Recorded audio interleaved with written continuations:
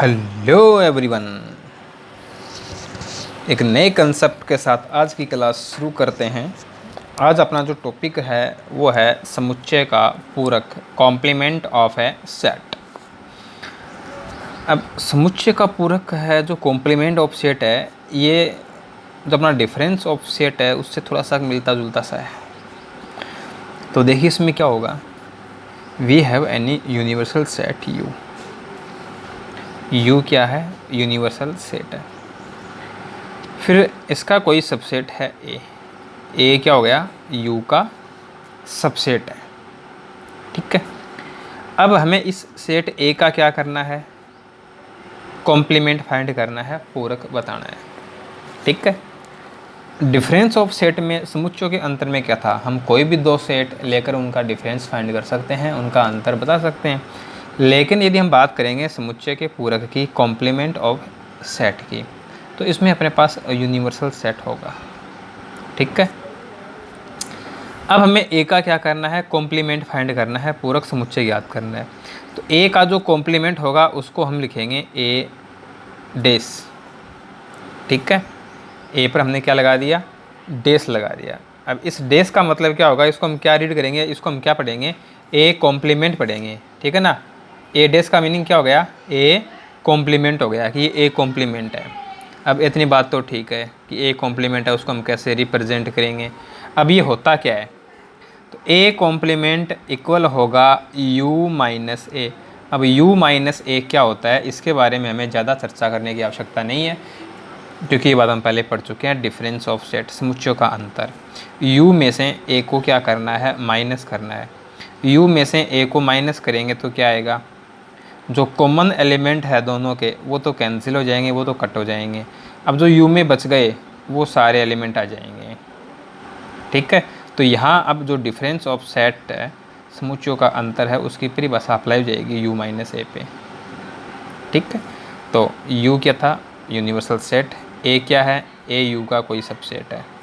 तो set a का जो कॉम्प्लीमेंट होगा उसको हम a डेस लिखेंगे, और a डेस है वो क्या होगा? u माइनस ए होगा। तो हम कह सकते हैं ना कि a डेस है वो एक ऐसा सेट है कि इसमें वो एलिमेंट होंगे जो u में तो हैं लेकिन a में नहीं है।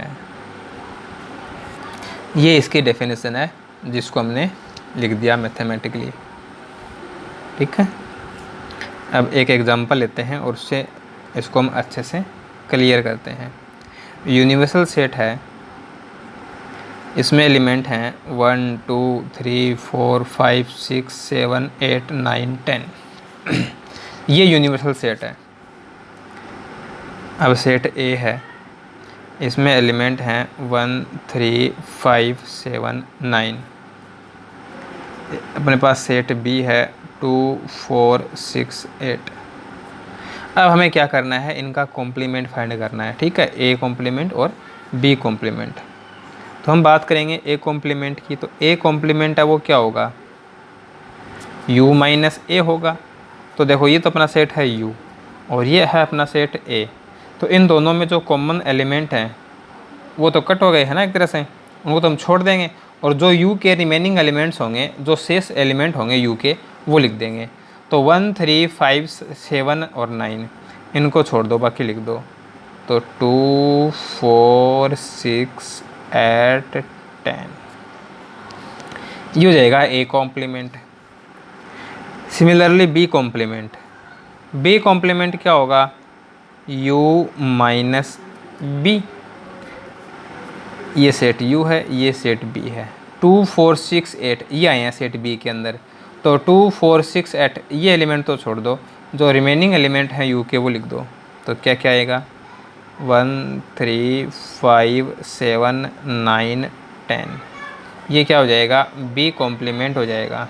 ठीक है, तो ऐसे हम A complement B complement find कर सकते हैं। अब देखो यहाँ से हम एक कंसेप्ट और समझते हैं। जैसे हमने अभी इसके अंदर क्या किया है? एक कॉम्प्लीमेंट फाइंड किया है, हम दोबारा से इसका क्या करते हैं? कॉम्प्लीमेंट फाइंड करते हैं। ठीक है, तो ए कॉम्प्लीमेंट का कॉम्प्लीमेंट यानी डबल कॉम्प्लीमेंट हो गया सेट ए का। तो ये क्या होगा? u माइनस ए कॉम्प्लीमेंट होगा। कंसेप्ट वही है, ये है अपना सेट u और ये है ए कॉम्प्लीमेंट। तो 2 4 6 8 10 इनको छोड़ दें, ठीक है। जो शेष एलिमेंट होंगे ए यू के वो लिख देंगे। तो 1 3 5 7 9 ये आ जाएगा। अब ये सेट और ये सेट देखो दोनों सेम है ना, ये सेट क्या है, ए है, तो हम कह सकते हैं कि ये किसके इक्वल है, ए के। तो यहाँ से अपना क्या कंक्लूजन आया, क्या निष्कर्ष आया, तो we can say from here complement of complement A equal A, कि किसी भी सेट का हम डबल कॉम्प्लीमेंट फाइंड करेंगे तो हमें रिज़ल्ट की फॉर्म में, रिज़ल्ट के रूप में क्या मिलेगा, वही सेट मिलेगा। यानी डबल कॉम्प्लीमेंट है वो उसी के इक्वल होता है, ठीक है। अब देखो इसका यदि हम वेन डायग्राम बनाएं ए कॉम्प्लीमेंट का,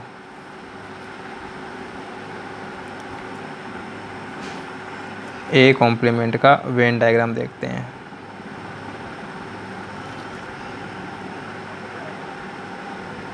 ये सेट ए है और ये सेट यू है, ठीक है। ए कॉम्प्लीमेंट का वेन डायग्राम है ये। अब ए कॉम्प्लीमेंट क्या होगा, यू माइनस ए होगा। ए को तो हमें क्या करना पड़ेगा, छोड़ना पड़ेगा ना भाई। ए कॉम्प्लीमेंट में हमने क्या किया है, ए को छोड़ दिया और जो यू में रह गया उसको ले लिया। तो ए को छोड़ दो, ए यही तो है, तो इसको छोड़ दो, तो इसको भरवाला आ जाएगा, ये आ जाएगा।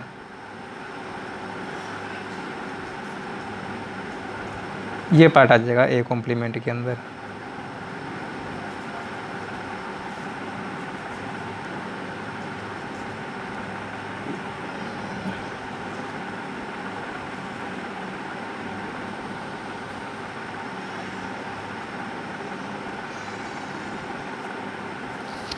तो ये क्या हो जाएगा, ए कॉम्प्लीमेंट का वेन डायग्राम हो जाएगा।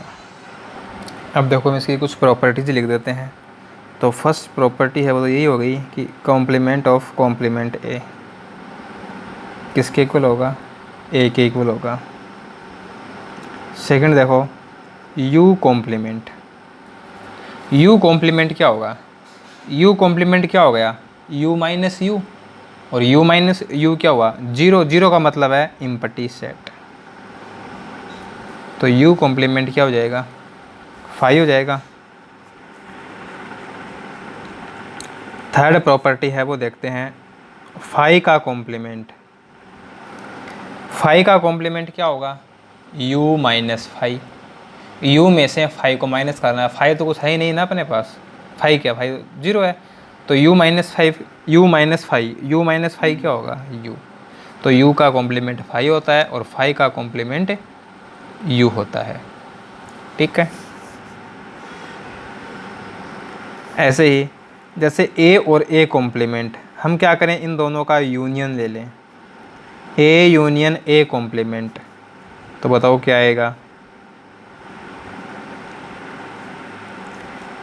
ए और ए कॉम्प्लीमेंट, इन दोनों को मिला दो। देखो ये तो सेट ए है और ये ए कॉम्प्लीमेंट है, इन दोनों को मिला दिया, यानी पूरे को ले लिया, पूरे को ले लिया तो ये नहीं बन गया क्या, यानी ए यूनियन ए कॉम्प्लीमेंट है वो अपना क्या बन जाएगा, यूनिवर्सल सेट बन जाएगा, ठीक है। अब यदि इंटरसेक्शन ले तो ए इंटरसेक्शन ए कॉम्प्लीमेंट, तो देखो यहाँ से ये तो है सेट ए और ये है ए कॉम्प्लीमेंट, यानी ए तो अंदर है, ए कॉम्प्लीमेंट बाहर है, तो इन दोनों में कोई भी एलिमेंट कॉमन होगा क्या, नहीं होगा। तो ए इंटरसेक्शन ए कॉम्प्लीमेंट क्या आ जाएगा, 5 आ जाएगा। इसके बाद है अपने पास एक प्रॉपर्टी है जिसको हम द मॉर्गन नियम के नाम से जानते हैं। द मॉर्गन नियम, De Morgan's law, De Morgan's law. First क्या है, ए यूनियन बी का कॉम्प्लीमेंट इक्वल होता है A dash intersection B dash. Second है ए इंटरसेक्शन बी डैश, ये होता है A dash union B dash, ठीक है। देखो यहाँ ए इंटरसेक्शन बी का कॉम्प्लीमेंट है तो ए का कॉम्प्लीमेंट कर दिया और बी का कॉम्प्लीमेंट कर दिया, तो इंटरसेक्शन का उल्टा क्या हो गया, यूनियन। यहाँ ए यूनियन बी का कॉम्प्लीमेंट है तो ए कॉम्प्लीमेंट हो गया, बी कॉम्प्लीमेंट हो गया, और यूनियन का कॉम्प्लीमेंट क्या हो गया, इंटरसेक्शन हो गया। तो ये जो दो प्रॉपर्टीज़ हैं इनको हम द मॉर्गन नियम, डी मॉर्गन्स लॉ के नाम से जानते हैं। अब ये जो प्रॉपर्टीज़ हैं, इन प्रॉपर्टीज़ को हम एग्जाम्पल लेकर प्रूव कर सकते हैं कि ऐसा वास्तव में ही होता है क्या। ठीक है,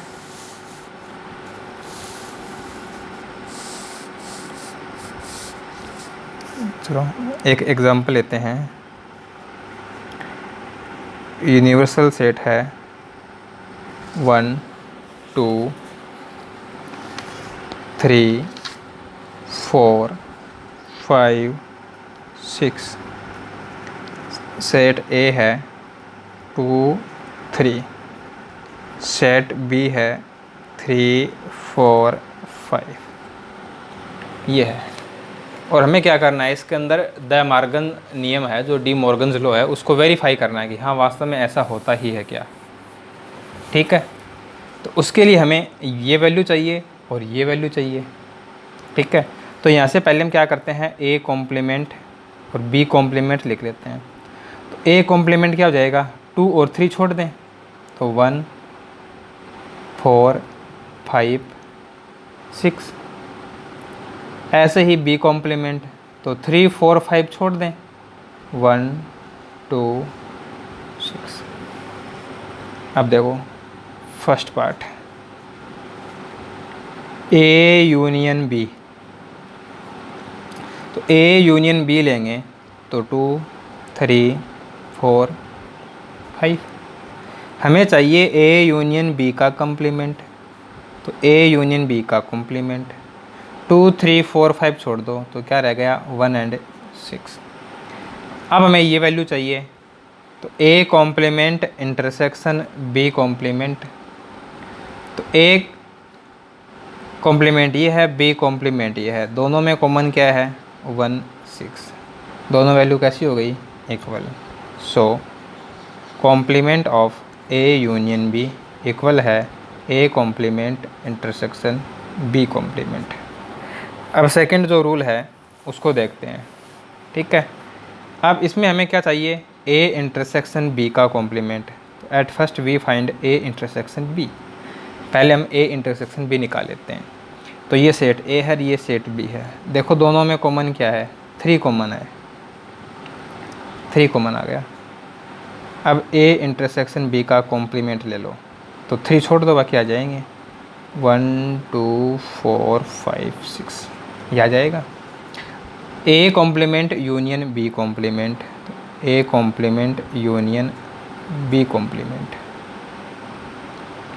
तो A complement union B complement, A complement ये है, बी कॉम्प्लीमेंट ये है।